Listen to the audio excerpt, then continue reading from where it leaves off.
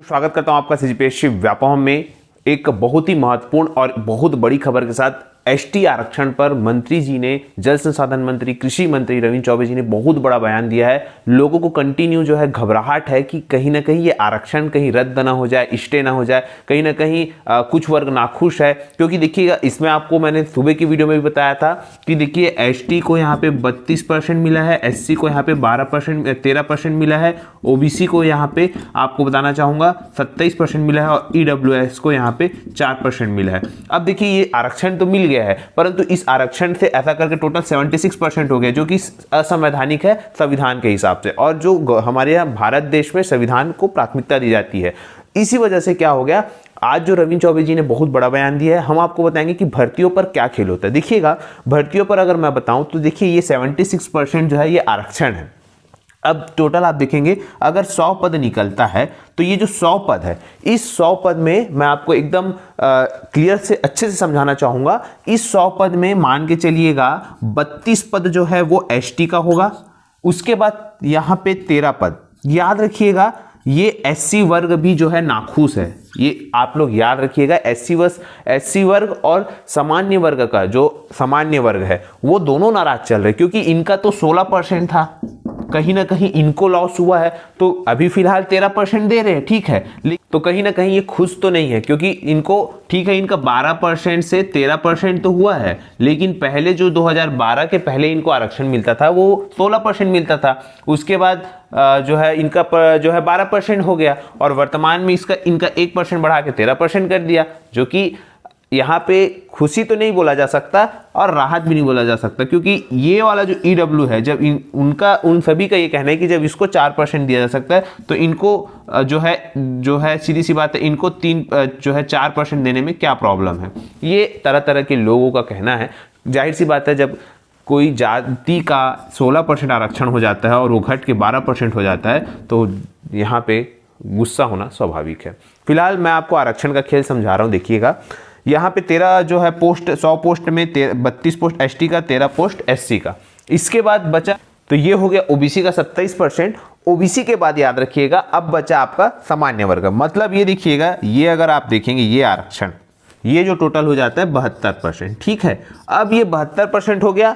इसके बाद जो बचा कितना हमारे पास 28%, याद रखिएगा। तो ये 28% जो है किनके लिए है, इस 28% में यहां पे 4%, मतलब 28 जो पोस्ट है, याद रखिएगा, हो गया। मतलब ये 72 सीट है टोटल। अगर हम बात करें टोटल 72 सीट यहां पे बुक हो गई। अब बची कितनी सीट, ये बची 28 सीट, है ना। 28 सीट का 4% ईडब्ल्यूएस के लिए, तो 28 पोस्ट है सामान्य वर्ग वालों के लिए। अब इस 28 पोस्ट में कितना, 4% मतलब लगभग 2 सीट। तो ये जो 2 सीट है वो किसके लिए रहेगा, ईडब्ल्यूएस के लिए।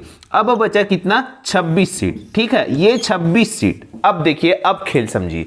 ये 26 सीट जो है सामान्य वर्ग, मतलब सामान्य वर्ग मतलब ऐसा नहीं कि इसमें सिर्फ सामान्य वर्ग आ सकते, इसमें ये सभी लोग उसमें वो 26 में भी जा सकते।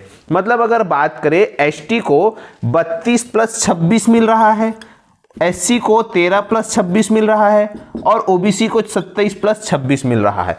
मतलब ये सभी जो समुदाय है, ये जो ईडब्ल्यूएस भी जा सकता है, ये जो सभी समुदाय है वो इस 26 सीट में भी भर्ती का जो है जिम्मा रखते हैं और उनका ये मान्य रहता है। लेकिन ये जो इस 26 सीट में जो सामान्य वर्ग का व्यक्ति है वो इधर नहीं आ सकता, इधर किसी भी कैटेगरी में उनका चयन नहीं होगा, लेकिन इनका जो है उधर चयन हो सकता है। मतलब इनको देखा जाए तो 26 और 32 अगर हम बात करें तो सीधी सी बात है 58% तो अकेले एसटी को है, मिल रहा है। 58 सीट बोल रहा हूं मैं, 58 सीट जो है, अगर कोई भर्ती 100 पद के लिए निकलती है तो उसमें 58 सीट एसटी को, उनमें मतलब एक उनको मौका रहता है 58 सीट।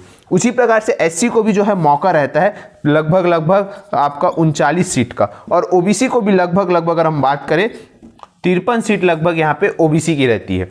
तो ये जो 53 सीट ओबीसी की रहती है, मतलब 53 सीट में ये कंपटीशन कर सकते हैं। तो ये रही बात आपके आरक्षण के खेल की। किस प्रकार से देखिएगा यहाँ पे आरक्षण जब कोई 100 पद निकलता है तो उस 100 पद में कितनी ज्यादा अपॉर्चुनिटी रहती है एसटी वर्ग वालों को, एससी वर्ग वालों को, ओबीसी वर्ग वालों को। वो अपने कोटे में तो सीट लेते ही है, साथ में जो सामान्य वर्ग की जो ये सीट है इसमें भी वो अपना हिस्सा ले लेते हैं। तो कहीं ना कहीं ये जो खासा नुकसान जो है सामान्य वर्ग वालों को पड़ा है, जो सिर्फ और सिर्फ ये 26 सीट के लिए लड़ेंगे। अगर सामान्य वर्ग का बताऊं तो ये सिर्फ 26 सीट उनका है।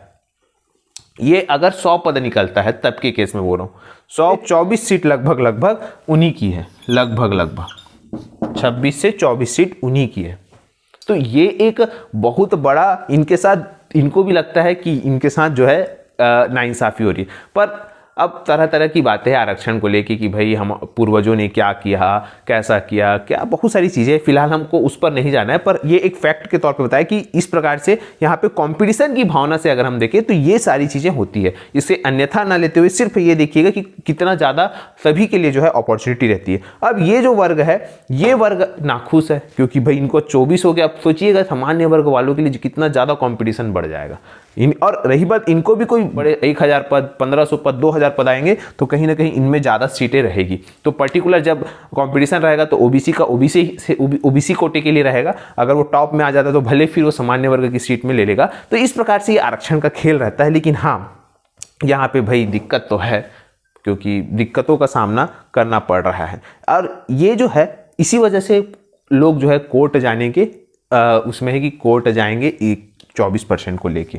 तो अब यहाँ पे मंत्री जी का भी जो बयान है वो भी आप सुनिएगा आगे क्लिप में कि मंत्री जी ने क्या बयान दिया है आरक्षण, एसटी आरक्षण को लेके। क्योंकि उन्होंने साफ कहा है कि ये जो क्वांटिफाइड डाटा है उसी के आधार पर जो है ये आरक्षण मिल रहा है और किसी के आधार पर नहीं, सिर्फ क्वांटिफाइड डाटा के आधार पर ये सब आरक्षण मिल रहा है।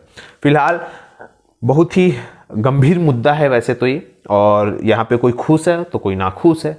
और नाखुश होने का कारण भी है कि कंपटीशन सिर्फ भर्तियों के तौर पे अगर हम बात करें तो युवा को यहाँ पे 76%। अब देखिएगा यहाँ बड़ी बात देखिए, संविधान में जो मैंने आपको कहा था कि 10% जो 10 साल के लिए आरक्षण था, तो वो आरक्षण जो था आप सभी को, मेरे कहने का ये मतलब तक आप लोग ने उसे थोड़ा सा अलग मतलब निकाल लिया।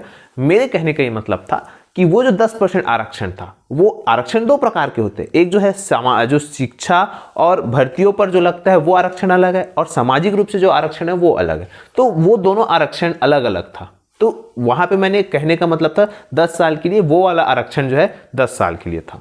अब बात करें ये जो 76% आरक्षण है, यहाँ पे संविधान में क्लियर उल्लेखित है 1992 के इंदिरा बनामी संघ भारत संघ में जो कोर्ट केस हुआ था उसमें बताया कि भैया 50% से ज़्यादा नहीं होना है। ठीक है, अब आप कोई भी डाटा ला के रख दीजिए। अब लोग बोलते हैं कि 69% वो तमिलनाडु वाला, तो तमिलनाडु का राज्य की मैं बात करूं तो ये जो जब वहाँ शुरू से आरक्षण है, मतलब ये उसके इतिहास में ही आरक्षण है, वहाँ बहुत ज़्यादा ही है वहाँ, तो वो एक अपवाद राज्य है। हर चीज़ में एक अपवाद होता है, तो ये भी एक अपवाद राज्य है। अब सभी लोग उसकी बराबरी करेंगे तो वो तो दिक्कत हो जाएगा। फिर संविधान का मतलब क्या होगा? और जनसंख्या के हिसाब से आरक्षण कहीं नहीं लिखा है कि जनसंख्या के हिसाब से आरक्षण मिले। तो फिलहाल ये सारी केस है, आप लोगों को आरक्षण का खेल समझाना था कि भर्तियों पर आरक्षण पर ये जो सारी केस है ये सारी चीज़ें चलती है। अगर कुछ डाउट होगा तो बताइएगा कमेंट में, आपको और क्लियर समझा दूंगा। फिलहाल अब मंत्री जी का वीडियो देखिए, आपको क्या लगता है बताइए। सभा का सत्र 1 और 2 दिसंबर को आहूत है। उसी विधेयक को हम प्रस्तुत करने वाले हैं। वो हमारा पटेल कमीशन के द्वारा प्रस्तुत जो आंकड़े हैं उसका बेसलाइन होगा। इसलिए हम उम्मीद करते हैं कि विधानसभा में पारित होने के तत्काल पश्चात माननीय न्यायालय भी इसके पक्ष में ही फैसला देगा और छत्तीसगढ़ के उन वर्गों को जिनके लिए हमारा कमिटमेंट है आरक्षण की व्यवस्था का, हम लाभ दे पाएंगे।